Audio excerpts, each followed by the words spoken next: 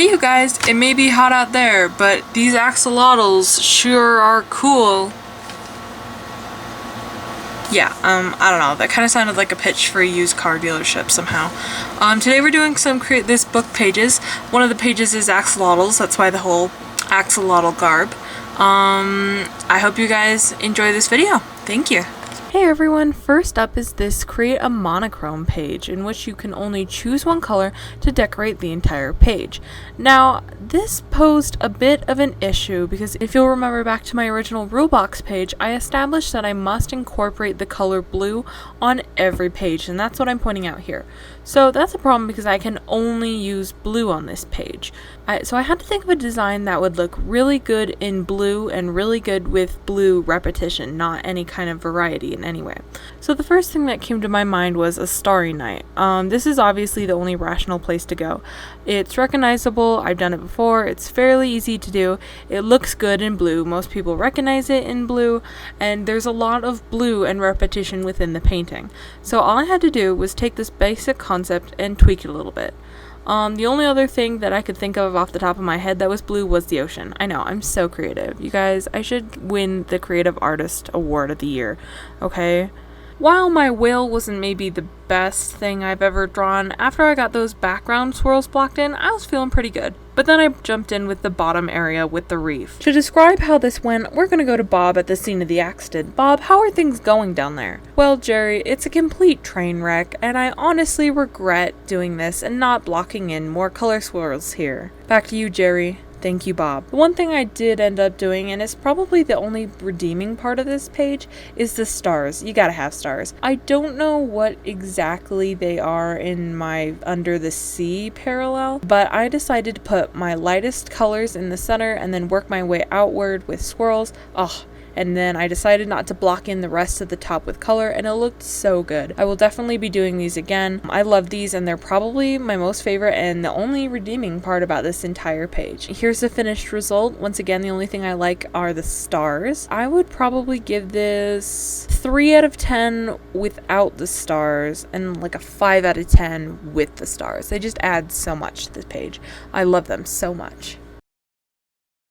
Next up is my favorite of the 3 pages that I did for this video. This one is make a window. For this one, the instructions are to technically fill up 2 different sets of pages. So you take your first set of page, and on the right hand page, you cut a hole into it so you can see something that's going on into the pages behind it. I chose to cut my window into a tank shape so I could draw some axolotls. Once you flip the page, you're inside the axolotl tank and you're looking at the axolotl and some flora. Once again, I opted to go with Poscas for this to get bright popping colors, and I just love the way it looks.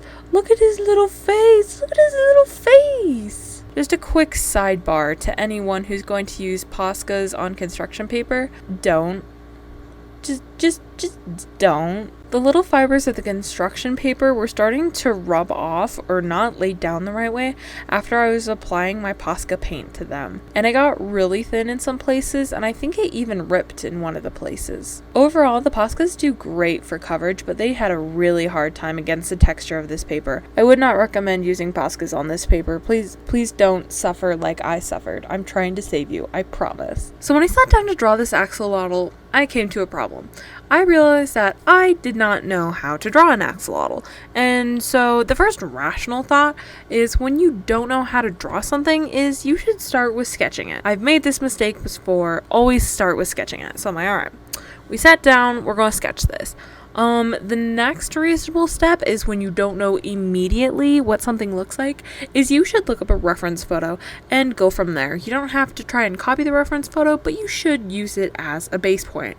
However, I thought I was the shiznizzle, and I was just going to draw an axolotl from memory. So while you're waiting, please enjoy some attempted axolotls from memory. Thank you.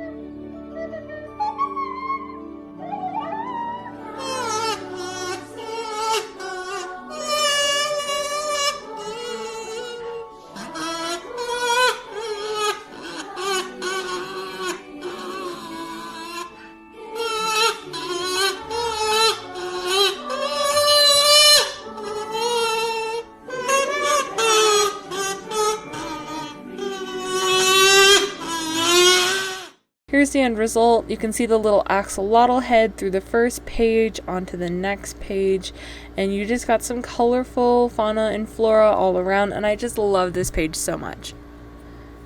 Okay, so this last page actually took me about a year to prep for. So when I first got to create this book, I wanted to look for any prompts that are going to take a long time to fill out. And one of the pages that I needed to prep for in advance was the create garbage page, in which you can save some scraps of your garbage and incorporate that into a creativity project somehow. I didn't know how that was going to work, but I definitely didn't want to go rooting through my trash to pull out things and decorate them. So sometimes when I had some interesting things that I was about to throw away, I ended up just putting them in an envelope and saving them for this page. Today I finally got to go through my little envelope and see what was in there and pick out some things to decorate this page. I ended up picking out these 3 jewelry backer cards. I picked a hair scarf card, an earring card, and a necklace card. And then once again, just going in with my Poscas to decorate them. My theme for this is crystals. So for my headband, I laid down a black layer of Posca and then did details with silver. Took a needle and painstakingly scratched out all the places that I wanted to be that background chrome CD color. I did this with a sewing needle, a really small sewing needle, and I did end up scratching off too much in some areas and it kind of looks shabby, but overall that was the best thing that I probably could have done for that. The other 2 are really easy. I did a crystalline necklace and some crystal earrings with an ear cuff, and then I went in and I arranged them on the page after Mod Podging them, and I glued them in, and here's my final spread. I love this so much, and I'm so glad that this doesn't instantly hit me as, oh, you were gonna throw these things away. So I guess reuse, reduce, recycle the hard way. That was it for the 3 of these projects. I really had fun doing all of these pages. If you like this video, please interact with it so I can know to keep making more of this kind of videos, and I will see you next time I get a craving for Create This Book. Thanks, guys.